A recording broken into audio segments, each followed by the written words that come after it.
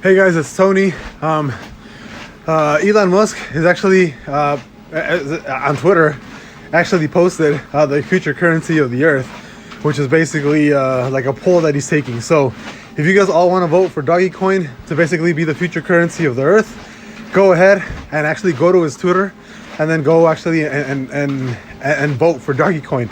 And he's basically putting DogeCoin or basically any other cryptocurrency ever. So he's really separating these two, and I can't help but think that he's doing this for like some crazy reason where, you know, eventually I think Tesla might accept Bitcoin and Doge as payment for Teslas. And the thing is though, if that actually happens and he actually makes this moon, dude, the first thing I'm gonna buy is a fucking Cybertruck, dude.